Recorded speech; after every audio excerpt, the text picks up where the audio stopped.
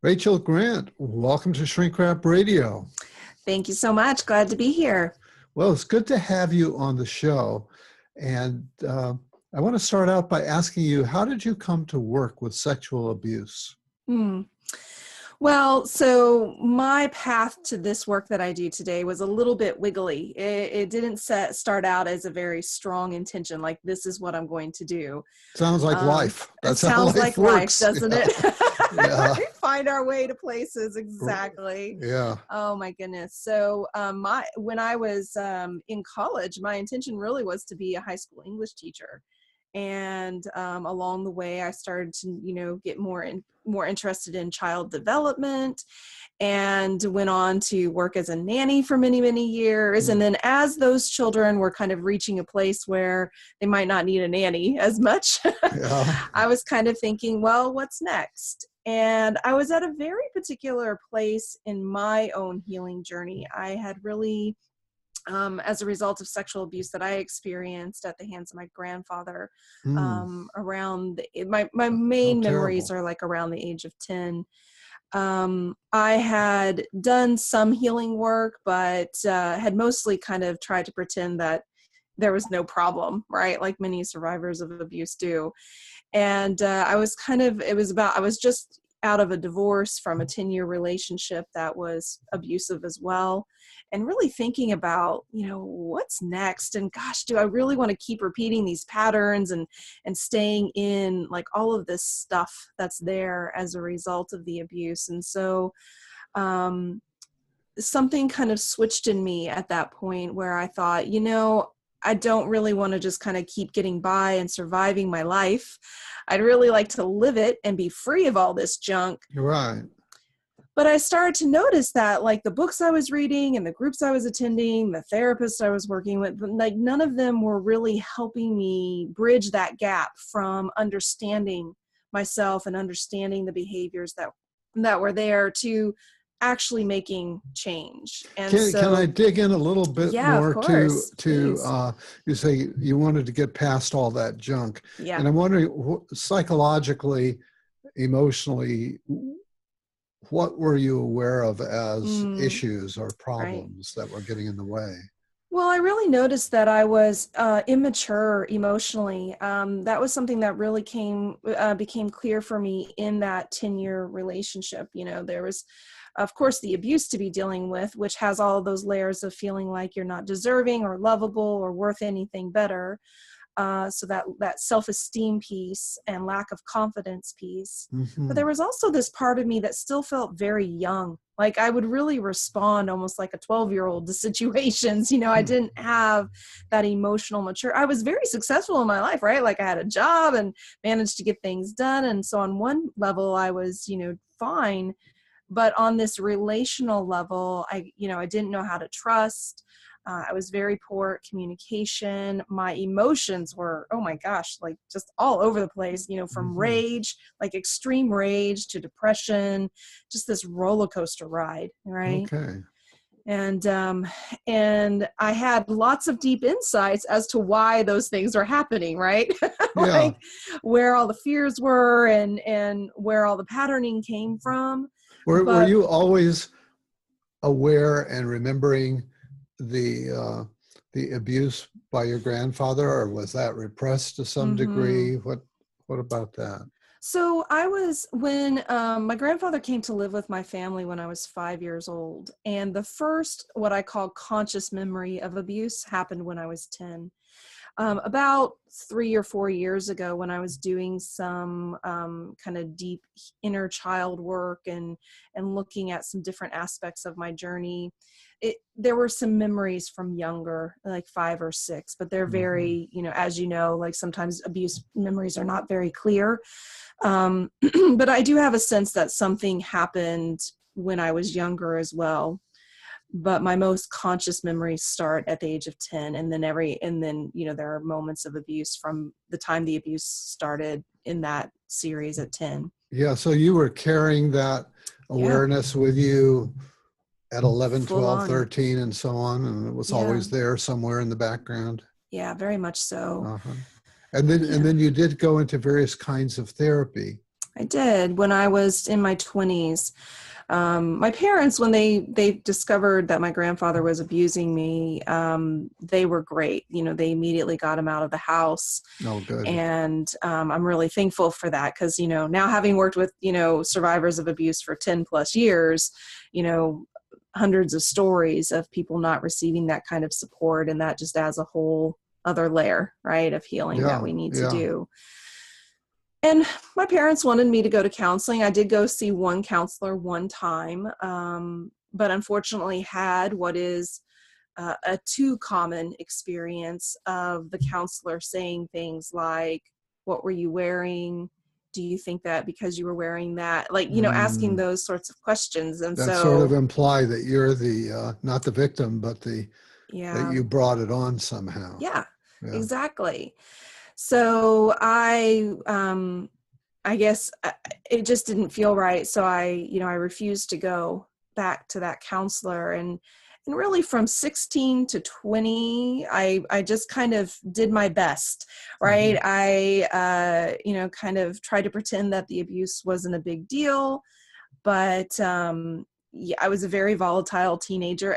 I was kind of, there was that duality that we actually see a lot of times with survivors where like I was doing really well in school and I had a fairly good social network and friends and activities and things. I worked a part-time job and then a full-time job, even in high school. And then, but on like the internal level, I was suicidal. I was depressed. I was acting out sexually. I didn't have any boundaries. I was taking really huge risks Mm. in my life. Um, so when I started dating my partner, I met him when I was 18, and it became clear to me really quickly that I did not know what I was doing. And he began reflecting for me very quickly, like, something's up, you need help. Mm. Um, and so while he later, you know, added on more layers of abuse, in that instance, he, you know, was helpful in helping me begin to get the courage to really face what was going on. That's an And interesting contradiction. isn't it? Yeah. Yeah. Trying to figure that one out. Yeah. Yeah. Yeah. As Well, I'm sure you tried to figure it oh out my as well. gosh. It Yeah. is. And you know, I think this is actually, it is a parallel for me around how abusers show up in the lives of victims, because my grandfather was a friend and a companion and someone who I enjoyed spending time with, and we laughed and goofed off. And he was someone who was harming me. Hmm. And it was very much the same with my ex-husband, where, you know, we had really beautiful moments of connection and joy and love. And there was real harm also going on. Hmm. And I think that, you know, not to digress too much, but this is a really interesting piece of the puzzle for me as as a survivor and in working with survivors, because finding a way to come to a place of peace about that, right? And dealing with those mixed emotions that we might have in the way of like, I love this person. And how can I love this person? Because they hurt me. Aren't I supposed to hate them? Yeah. And so one of the things I really enjoy in working with my clients is exploring that and coming to a place of understanding that they really are both, right? And on Yeah. one hand, they're someone who's harmed you, and on the other hand, they're someone that you love. And it's okay actually to have that dualistic feeling or, you know, kind of relationship to the person who's harmed you. Yeah.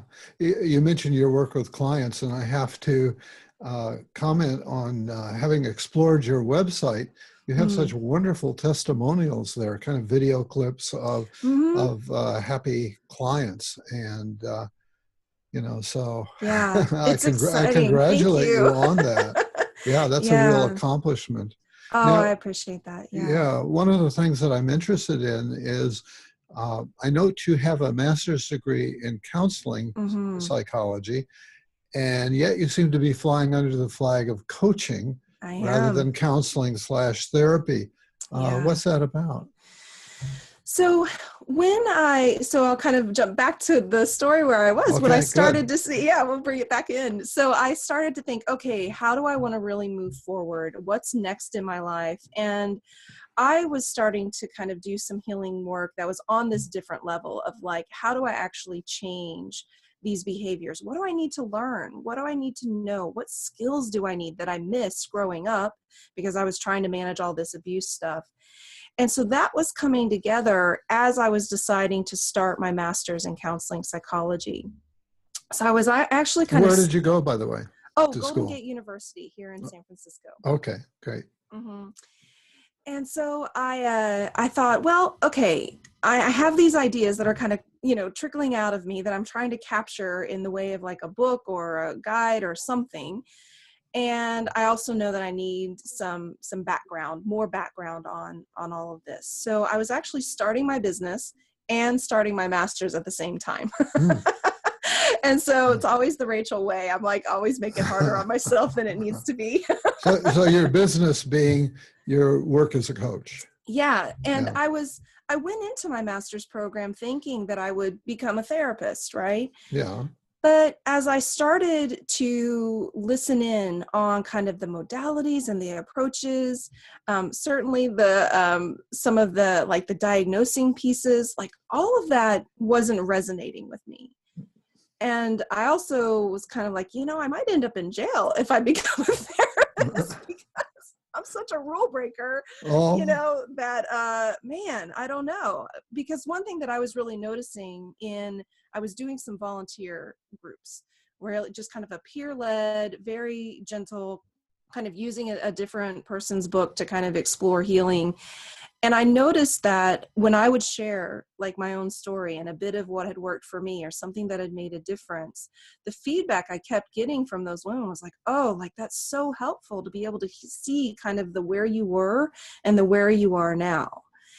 And so all of these bits and pieces came together to really help me make the decision of finishing my master's in counseling psychology, but not going on to do the licensing as a therapist because I really wanted to work in this coaching modality. I wanted to work from the place of kind of solution, and not to say that you don't ever get solutions in therapy, but it's often a space, and a great space, a needed space for people to explore and be heard and acknowledged and seen. But what I found that was really missing for me was the what do you do about it piece. And I felt that yeah. the coaching was going to give me a better pathway to explore that with people. Yeah, you actually on your website you give the rationale in what I thought was a very compact and beautiful way. And I guess as a licensed person, I have this little bit of a bias, right? Yeah. Everybody's got to do it the way that they got to go through what I had to go through. Oh man. So I Yeah. sort of sometime, I mean, that's not my totally conscious attitude, but I know it's there. Yeah. And Sure. so there's always the suspicion, well, are people becoming a coach to avoid, jumping through the hoops that you have to get Yeah, it's licensed? a great question. But what you wrote on your website, and I'd like to bring it up and just kind of prompt you a Okay. bit, or I'll read from it or something here. It really put my mind to rest in that regard. And what I love is you've got a 2-column chart. Yeah. On one side is labeled coaching, the other side is labeled therapy. And so I'll just kind of read down that. You characterize coaching as action-oriented versus therapy, which is thought, feelings-oriented. Mm-hmm. And then you've got a section called tools, and on coaching we have the tool of inquiry, and on therapy we have listening. I'm not sure what the difference is. Yeah, what's the difference that you're getting at there between Sure. inquiry and listening? Yeah. So inquiry really means that I'm going to be asking tough questions. I'm going to be asking questions that are meant to drive you. Whereas listening in therapy is more in the space of more in that world of like holding space for someone and not necessarily directing the conversation. So you're going to be very active as a coach. Yeah, that's it. Very directive and active. Continuing with that chart under coaching you've got accountability versus in therapy, reflecting. Mm-hmm. And so again, that's kind of got that action dimension implied there. And under coaching, you've got requests. Under therapy, you've got confronting. Mm-hmm. Yeah. Mm-hmm. Talk a little bit about the difference there between the Between two. request and confronting. Yeah. Yeah. So the request is really in the world of, here's what I want you to now go do, right? I'm going to teach you this skill. And now my request is that you go out and you do this and you do this and you do this, right? And of course, my clients have choice all along the way. So it's not like it's a, it's like a, an oligarchy here where I'm like demanding, but I am setting up more of a frame, right? Yes. And more of a context for them. Okay. Whereas in therapy, that confrontation is, I think of therapy as kind of gently nudging people, but not necessarily making a clear request about what their next step should be, right? Yeah. So you're kind of leading people and supporting people in their self-reflection, and they may, from that place, make some decisions about something that they want to do or choose or take action on.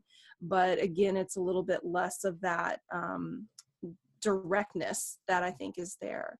And, some of that's changing, to be quite honest. A lot of therapists actually these days are starting to bring in coaching modalities, and they're working from kind of dual platforms. So for me, the distinction these days is a little bit more along the lines of what the goal is for the participant or for the client, right? So yeah. I really think of healing as 3 stages, victim, survivor, and then what I call beyond surviving. Other people might call it thriving or other words. But I think of therapy as the really safe space for that survivor stage, when you're coming out of the denial of it and you're beginning to acknowledge that something happened to you. And you need a safe space where you can talk about that and you can be heard and seen. And in fact, you're not ready to be nudged and pushed or made requests of, right? Because you're still in that process of really taking on the experience. And then I loved, coaching for that next stage where we're going to get a little bit more into okay, so here's the problem. Here's why it's a problem. But now here's what we're going to do about that. Yeah.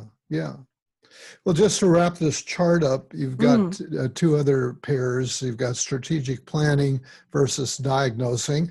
You already shared your misgivings about diagnosing. And then you've got telephone and email versus special time and place as being more characteristic of therapy. And just to finish this up, I like the paragraph that you write on your website. I'll read that. Since this is a coaching program and not therapy, this means that every single session ends with, okay, now this week, go out and practice this skill or tool, rather than our time is up. See you next time. I'm being a little disparaging there, aren't I? Yeah. Oh, just a little bit. I love therapists. I really do. Okay. And you said you go on to say, this was one of my biggest frustrations with therapy. I felt like I spent weeks and weeks talking, but not getting anywhere. To be sure, therapy is an important part of the journey, but if you're done just talking about what happened and are ready to do something about it, then this program is for you. So you really, right from the outset there, you kind of challenge the potential client. You're letting them know, okay, I'm going to be demanding some things of you, and you're going to really need to be committed to do it. That's right. Right. Yeah, and along the way, that's been a big part of my learning and my process, is determining where people are. I've certainly misstepped, as we all do in this world of, supporting others in their journey, and have brought people into the program who really needed to spend some more time in therapy. And so as soon as I noticed that, of course, we backed up and we came up with adjustments and alternative kind of approach. But the Beyond Surviving program, I think what is distinct about it is it's a curriculum, right? So Whereas I think when we go into therapy, we get to kind of, as the client, we get to kind of lead the conversation a bit more and say, you know, this is what's on my mind today, or this is what's up for me. And again, that's really important and of high value at a certain stage in healing. But when people come into my program, sometimes they're a little surprised that we're going to be looking at specific lessons. We're going to be taking a very specific journey, right? We're going to work through a curriculum. So I think that's a key distinction between kind of coaching, at least coaching the way that I do it. Not all coaches have a program like I do, and therapy. And again, I think it's just both of them are very valuable and very important. You know, when I look back, like that time in therapy for me was brilliant. It was actually extremely healing and helpful. It's just that it hit a point where it stopped being. And I had to figure out, well, what's the next step? What's the next thing? Yeah. Good for you. And you refer to your program as Beyond Surviving. Can you unpack that a little bit more for us? Yeah.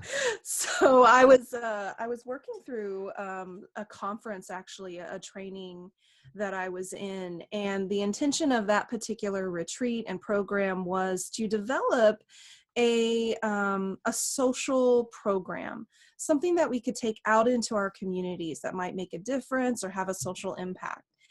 And I had this idea of creating a conference and bringing men and women who had been through abuse together to talk about their experiences and how do you heal.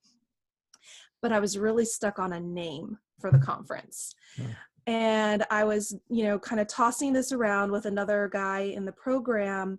And he was asking me about, you know, well, why do you even want to do this conference? What about it is important to you? So I shared with him my story. And when I finished talking, he says, oh, Rachel, like, you know, it's just so amazing that you've been through all of that and you've survived so much and that you've just, you know, you've gotten by and gotten through. And I don't know, but that day something just kind of like flipped in me and I got so upset by that. And I was like, you know what? I am so sick of this, you know, talk about being a survivor. Who wants to be a survivor? That's like, oh, you know, terrible. I don't want to just survive my life and white knuckle it through. And I really want to get beyond all of this.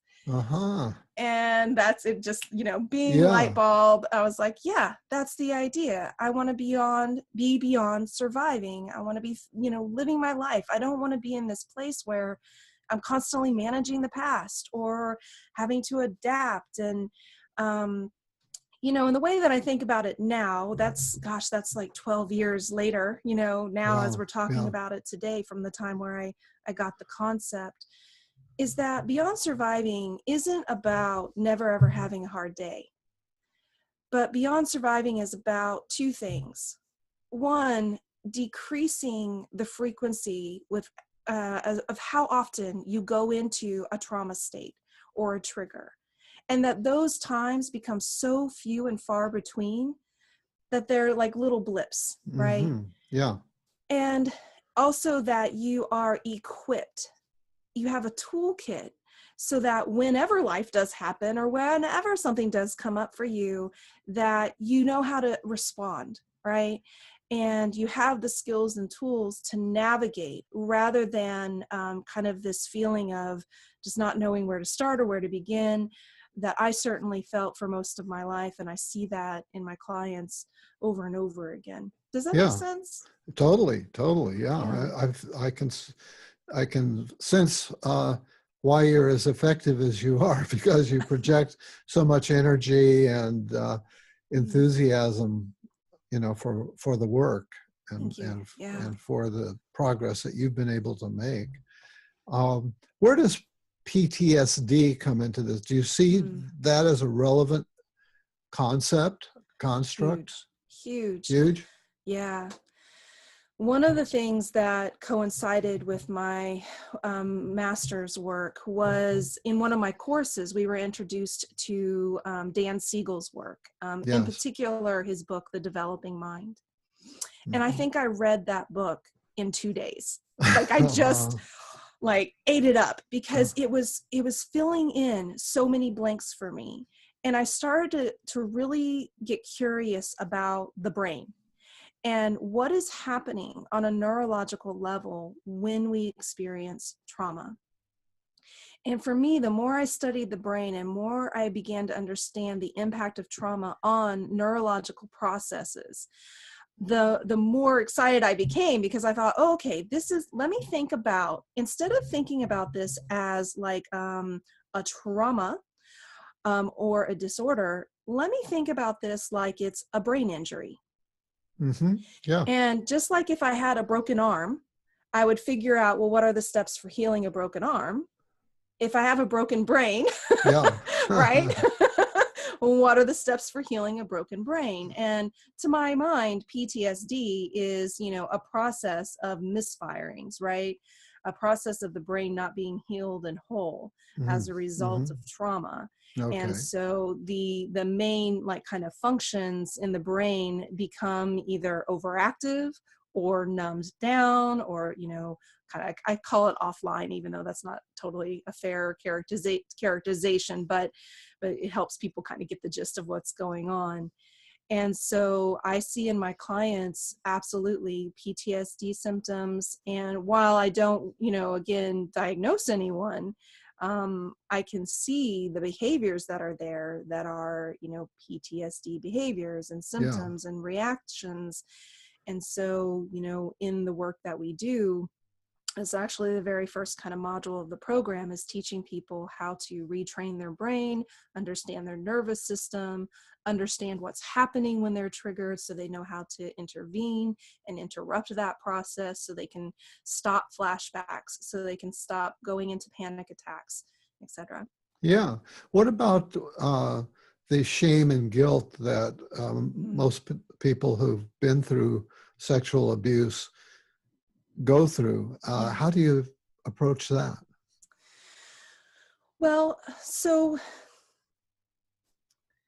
one of the things about working with shame is making it super simple. So I think that's a concept that I really use throughout my program and throughout my work, is trying to take things that seem really big and what I call kind of like spaghetti brain, like it's just all these different things, and like try to make it as super simple as Mm-hmm. possible. Mm-hmm. So there's some work that we do that leads up to working around shame. So some steps that we take, reconnecting with our integrity, reconnecting with our sense of self, beginning to connect with our higher genuine self, even though people in these early stages of the program do not believe any of that stuff. And that's okay. I tell them that, right? We're not worried about believing this. I just want you to connect to like who you might actually be instead of all of this, other Yeah. stuff that you've come to believe. And then teaching them how to, process triggers, how to manage and respond to that, because we've got to have that foundation, right?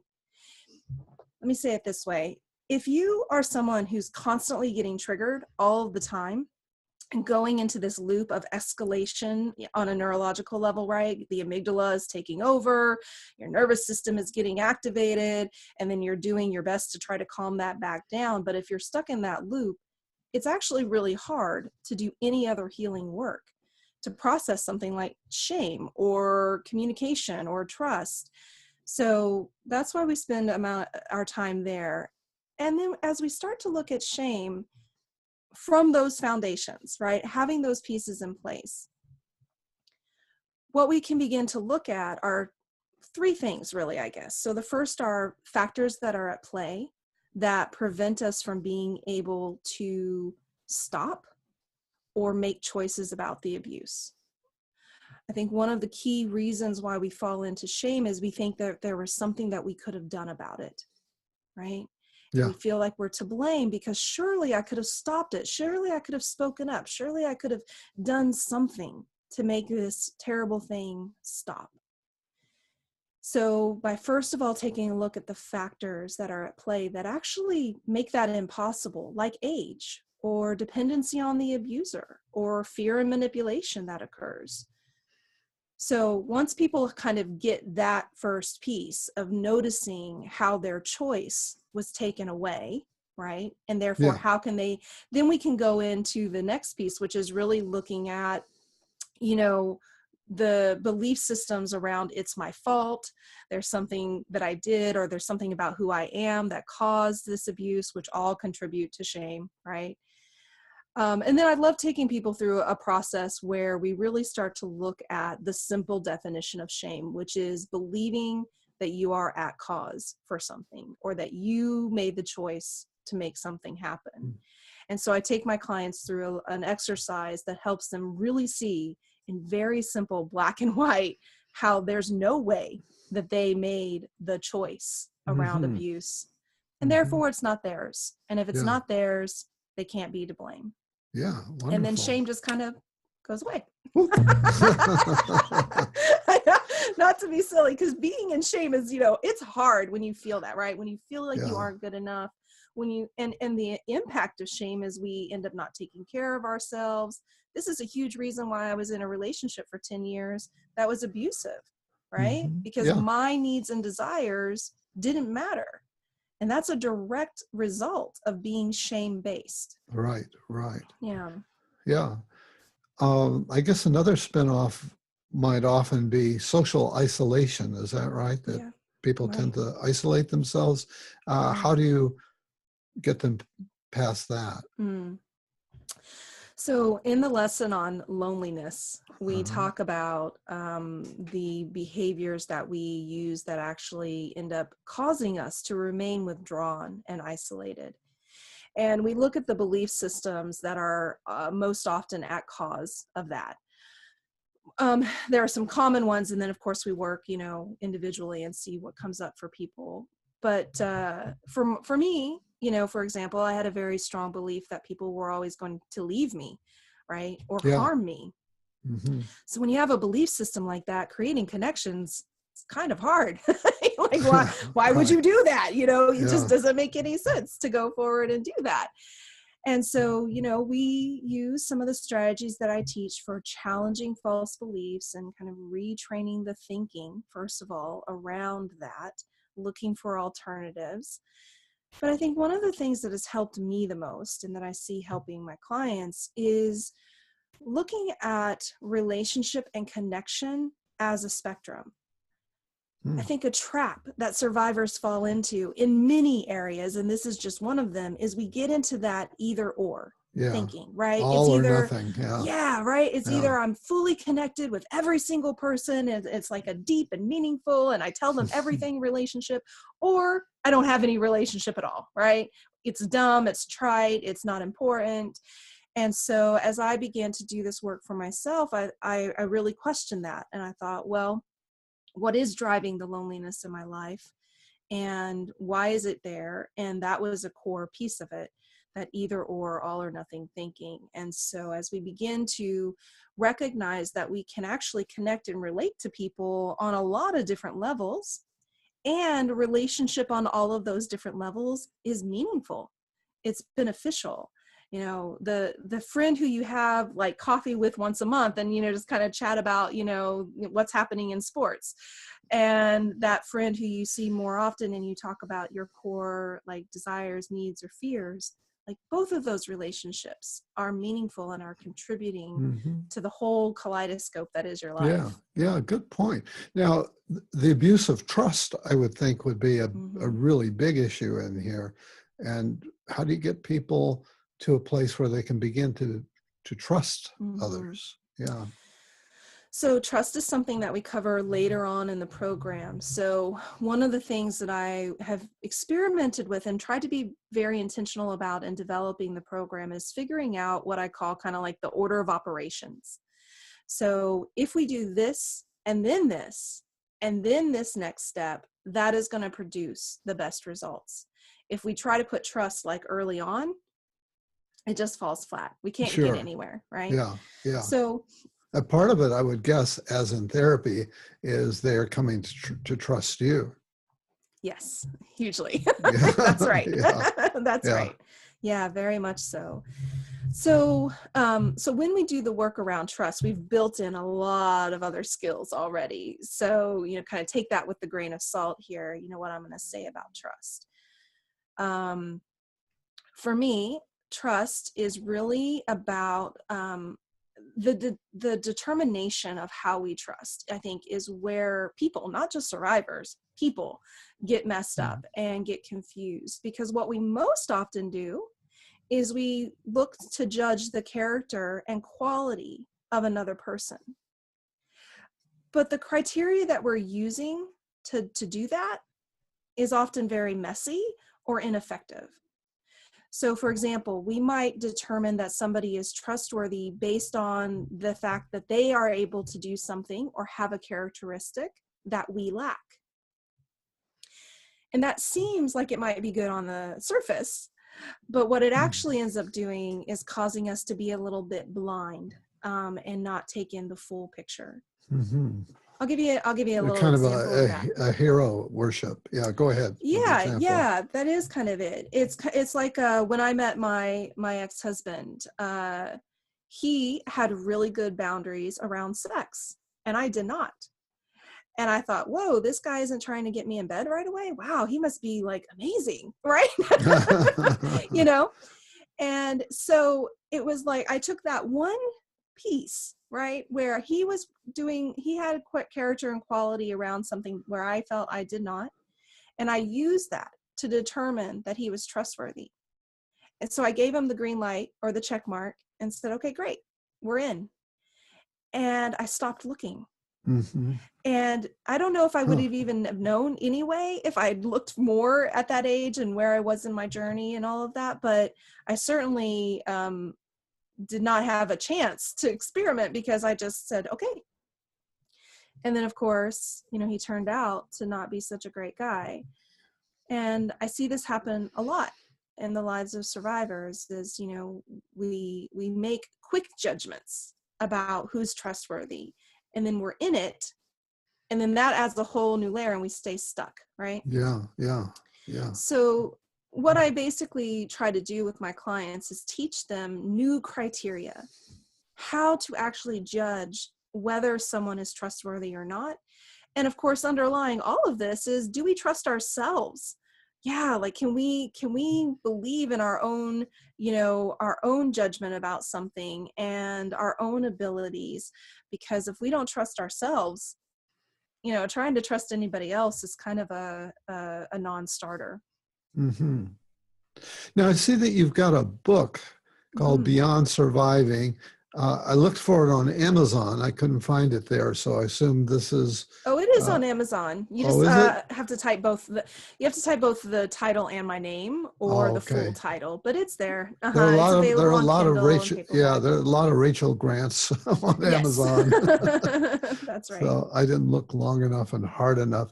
So you've got a book, and I have the sense that, and you have a very defined program. Yes. With specific steps, as you've been telling us, and people can find out more about that on your website, which I think is rachelgrant.com. Is that right? rachelgrantcoaching.com. Coaching.com. You almost had it. Yeah. Okay, good. Rachel. Yeah. So there's a lot of good information there. And so it looks like, you've got the book, you've got a program with very specific steps. And I gather you work one-on-one, groups, online, all of those? Yeah, so I have a couple of different ways that people can explore working with me. The first is the 28-day boot camp for the brain online program. Mm-hmm. So that's really getting into some of those fundamentals around, getting rid of PTSD, retraining the brain, building confidence, getting off of the roller coaster, kind of taking people through that process, the foundation. It's introductory. It's not going to solve everything, but it definitely helps people get out of those kind of trauma spirals. Right? So that's sort of like an automated program. They're not interacting with you directly, but they're following a lesson plan. Is that right? That's right. They go through 8 circuits, and each circuit has an article, lesson, and reflections, a video training, and then a practice day. And they do receive support from me via email and via online office hours each week. Okay. And then I also offer 4 groups a year for women, and I'd love to get groups for men going. So guys, if you're out there, like, come. I really want to work with you guys more. I work with men mostly one-on-one these days, but I'd love to do a group program with men. It's just a matter of getting enough of them all together at the same time. Yeah. But yeah, so I do 4 group programs for women each year, and then I also work one-on-one. Yeah. Mm-hmm. You know, it seems like you have got this uh, so organized, a set of materials and so on, and a model, and you're also seem to be very much a businesswoman. I'm almost having the feeling that this could be franchised in some sort of way. Are you thinking Oh my about? goodness. Maybe I shouldn't plant this idea. I mean, that No, it's franchise actually, sounds like yeah. franchise. Maybe is not a good word, but Well, you know what I mean. point in fact, I have written the facilitator's guide for the program, Okay. and I've trained a few people as facilitators of the Beyond Surviving program. Mhm. So that's something that I'm kind of dipping my toe in. I'm still kind of trying to wrap my head around, like, what does that really look like? What are the parameters for all of that? But definitely I do have a thought and a vision towards that, because I'm just one person Yeah, and I can only reach so many people, right? And support so many people each year. And so I would definitely love to have other people trained in the Beyond Surviving method, so that they can use that, with their clients. And sure. so it's boy, people keep nudging me about this. So yes, I guess that may be my next adventure. Yeah, yeah. It's just really seems like I can easily see that unfolding because there are a number of other uh, high visibility people out there, therapists who tr- training Hmm. eventually gets to the place where they're doing more training than they are actually seeing people themselves Hmm. because there is such a big need, Yeah. and there are lots of new therapists and coaches coming online all the time Yep. who are looking for, uh, A for process ideas and and yeah. support and Hmm. processes that they can engage with. For sure. Yeah. Yeah. Does your approach work for uh, other sorts of traumas other than Hmm. sexual abuse? And have you done any work with people who are suffering from different sorts of trauma? Yeah, that was a part of my journey in this, was people starting to come to me and say, well, I haven't experienced this, but I've experienced this, and can I do your program? And so I in the early days I said, sure, I don't know if it's going to work, but let's try. Uh, um, well, that's so good. You were you know honest. Yeah. yeah. And so now, years and years later, I've worked with people who've experienced physical abuse, emotional abuse, narcissistic abuse, bullying, um, absent mother, neglect. And so the process is with some adaptation here and there, but Hmm. generally speaking, trauma is trauma. And so the way that we can heal from that, can be very similar. And so, yeah, I've had the great joy of working with people with all, I know that sounds so strange for me to say it that way, right? I've had joy working with people from all sorts of different abuse, but Yeah. I'll say it Right. this way. I am excited and happy to see that the work applies to those different experiences and has a positive effect, and those people have been able to heal from the trauma and abuse they experienced, just as those who've experienced sexual abuse. Yeah. Yeah. Good for you. And I can see that. A guest that I spoke with recently had said something along the lines that it seemed to him that just about all of the people who come in for therapy suffer from childhood trauma Mm-hmm. or Yeah. a form of PTSD that's not generally acknowledged as such, Yeah. which Yeah. begins to sound a little bit like Freud, Right. Yeah, that everybody Oh suffers from dear. a some kind of a sexual trauma. Right. Right. Well, as we wind down here, I wonder if there are any other closing thoughts that you have or Mm. anything that you wanted to get across that you didn't get a chance to. Well, whenever I have the opportunity to speak to folks, so if you're listening and you're somebody who's been through abuse. I just want to make sure that if nothing else from today, you really hear that this is not a life sentence, that this experience of trauma and abuse is an experience and it's had an impact, and it can be healed, and you can really reclaim your life and move forward, and you don't have to remain stuck with all of that is there because of those experiences, and you can really go on to live a life that you love, and to have more good days than bad. And of course, if there's any way that I can support you in that, I'm here. So there's lots of free resources on the website, and then there's of course working with me more formally. But even just shoot me an email to connect and touch base. Anything that I can do to support you along the way, I'm happy to. Well, Rachel Grant, that is a great closing message, one of hope and optimism for folks out there who may be in pain and suffering. So I want to thank you for being my guest today on Shrink Oh, Rap Radio. thank you. It's really been a lovely time. I really appreciate it.